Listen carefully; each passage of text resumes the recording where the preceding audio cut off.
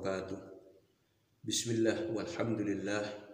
Allahumma salli ala sayyidina Muhammad wa ala ali sayyidina Muhammad al-mab'uus rahmatan lil alamin. Amma ba'd. Dalam diri kita, diri manusia yang Al-Quran antara lain sebut dengan istilah al-insan, manusia, kata para alim ulama memiliki dua komponen. Yang pertama al-insaniyah atau insaniyah, itu kemanusiaan yang antara lain ada unsur ruhaniyah, spiritual. Selain insaniyah, ada juga unsur hayawaniyah atau unsur-unsur kehewanan. Lapar, pengen makan; haus, pengen minum; ngantuk, pengen tidur. Tetapi kenikmatan yang ada dalam hewan itu kenikmatan hanya bersifat fisik, bersifat jasadiyah, bersifat jasmaniyah. Yang dicari hanya kesenangan dan kenikmatan secara fisik. Maka manusia kalau yang dicari hanya materi, hanya benda-benda, harta benda, pangkat, jabatan, untuk kesenangan, untuk kenikmatan bersifat fisik, maka tidak ubahnya seperti hewan, sama dengan hewan. Padahal manusia sudah dibekali dan ada amanah untuk bersifat ruhaniyah, spiritual. Untuk itu, kata para alim ulama, kita diingatkan oleh Al-Quran supaya tidak menjadi rugi, sebab yang berkutat hanya pada kenikmatan fisik, kenikmatan jasad, menjadi orang yang rugi. Illal ladzina amanu wa 'amilus sholihat, al-ayah. Kecuali orang-orang yang beriman dan beramal soleh. Ada beda antara senang dengan bahagia. Kalau bahagia bersifat ruhaniyah, kalau senang bersifat fisik. Kalau kucing makan tikus, nikmatnya hanya di fisik. Kalau harimau makan daging kambing, daging rusa, nikmatnya hanya di fisik, kesenangan saja. Sementara kita punya hati, punya akal, spiritual, ruhaniyah harus kita maksimalkan, kita manfaatkan. Mengertilah kita, Rasulullah SAW dulu dakwah di Mekah 13 tahun, materi utamanya adalah tentang tauhid, tentang akidah, tentang keyakinan, tentang keimanan. Kita ini ada di mana, dari mana, dan akan kemana. Dunia singgah sementara, ujungnya adalah akhirat. Inilah yang ditanamkan oleh Nabi Muhammad SAW, sehingga batinnya kuat, ruhaninya kuat, spiritualnya kuat. Para sahabat menghadapi situasi setidak enak apapun tetap kuat, sebab fokusnya adalah Allah Subhanahu wa Ta'ala, ridha Allah, dan kita takdir kepada ridha Allah Subhanahu wa Ta'ala. Itu saja. Sesuatu yang ada di luar diri kita adalah sekunder, yang primer adalah iman kita, batin kita, spiritual kita, ruhaniyah kita. Selain iman kepada Allah, iman kepada para malaikat Allah, iman adanya kitab-kitab Allah, iman kepada para nabi dan Rasulullah, iman kepada hari kiamat, dan juga nanti kita iman kepada adanya takdir Allah Subhanahu wa Ta'ala. Seluruh takdir adalah baik, walaupun dalam konsep kacamata manusia, khairihi wa syarrihi, ada takdir Allah yang kita anggap baik, ada takdir Allah yang kita anggap buruk. Buruk ini adalah bahasa manusia, sejatinya seluruh takdir adalah untuk mengingat, membesarkan Allah Subhanahu wa Ta'ala. Maka iman, selain iman adalah amal soleh. Apa amal soleh? Secara bahasa, soleh itu adalah terhindar dari kerusakan. Dalam makna lain, soleh adalah manfaat, baik secara lisan maupun tindakan, pikiran, itu adalah manfaat-manfaat yang besar, baik untuk individu maupun untuk orang lain. Itulah adalah amal soleh, kreativitas kita yang baik. Soleh tidak saja secara individu, tetapi soleh juga secara sosial. Maka iman dan amal soleh ini adalah kata kunci untuk supaya kita bahagia, kita diridhoi oleh Allah Subhanahu wa taala, dan kemanusiaan rohaniah kita juga meningkat. Kalau tujuan hidup kita hanya pangkat jabatan, harta benda, kenikmatan materi, berarti kita belum beranjak dari diri yang manusia.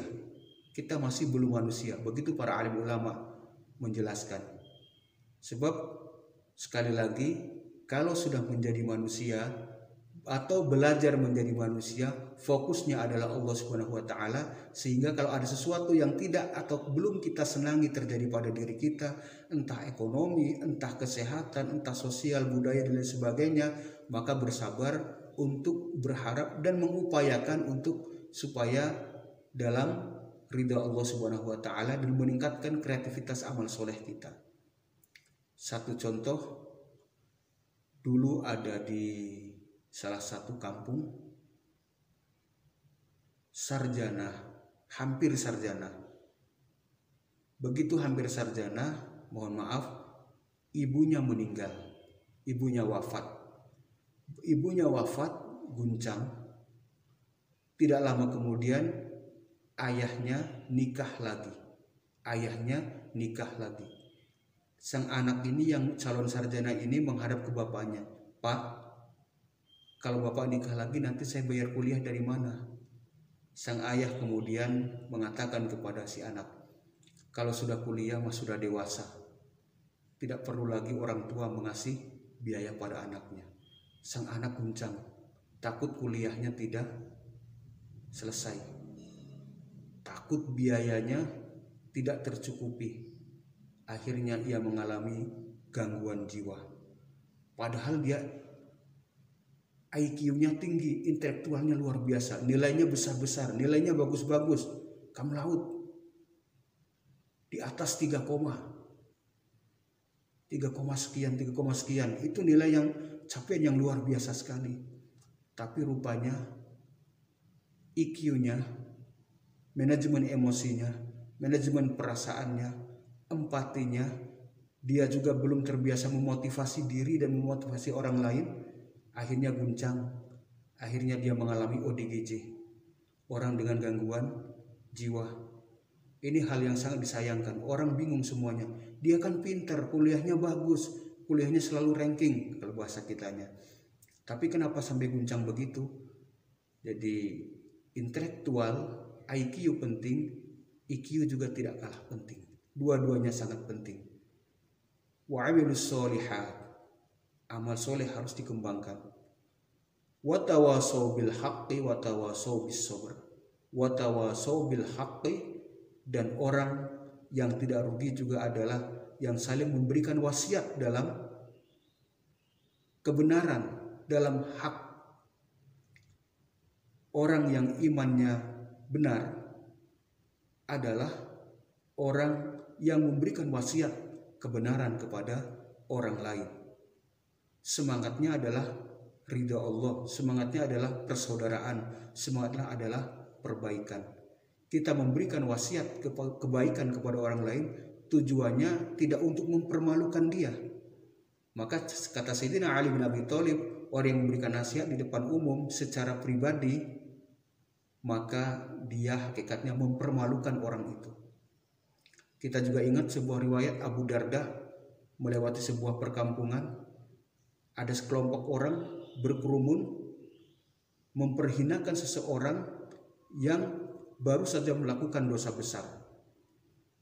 Abu Darda, sahabat Rasulullah ini, kemudian bertanya kepada sekerumunan orang, "Kalau orang ini Anda lihat masuk terjebak di selokan, di got, apa yang akan Anda lakukan?" "Kami akan menolongnya, membersihkannya." Begitulah seharusnya. Yang kita luruskan adalah ketidakbaikannya, kebengkokannya, bukan orangnya. Jadi semangatnya persaudaraan, semangatnya adalah ukhuwah, semangatnya adalah perubahan untuk yang lebih baik lagi. Wa tawasau bis sabr, dan kemudian saling berwasiat dalam kesabaran, saling mengingatkan satu sama lain, baik urusan ibadah mahdoh maupun ibadah ghair mahdoh, terkait dengan hablum minallah, terkait juga dengan hablum minan nas. Tetap dalam keadaan berwasiat untuk kebenaran, untuk yang hak, dan juga untuk kesabaran. Para alim ulama menjelaskan kenapa katanya wasiat tidak nasihat. Ada satu perbedaan makna, walaupun ada unsur kesamaannya. Kalau nasihat bisa diartikan sebagai, pada tahap tertentu bisa diartikan sebagai saran, yang kadang-kadang saran ini pada tahap tertentu boleh dilaksanakan, boleh tidak, namanya juga saran, tawaran. Tetapi kalau wasiat ada semacam lebih tinggi dari saran. Wasiat itu dilaksanakan, harus dilaksanakan. Ada penekanan yang lebih kuat lagi. Ini antara lain makna yang digunakan dalam Al-Quran, bermakna keharusan untuk beriman, keharusan untuk beramal soleh, keharusan saling mewasiatkan dalam kebenaran dan juga dalam kesabaran. Semoga kita berangkat derajat kita menjadi manusia yang diridai oleh Allah Subhanahu wa taala, manusia yang ridho terhadap takdir Allah Subhanahu wa taala apapun itu. Karena yang terpenting adalah kita terus membangun komunikasi dengan Allah, bertauhid kepada Allah, berakidah kepada Allah, dan akidah yang benar yang disampaikan oleh Nabi Muhammad sallallahu alaihi wasallam. Terima kasih, mohon maaf. Assalamualaikum warahmatullahi wabarakatuh.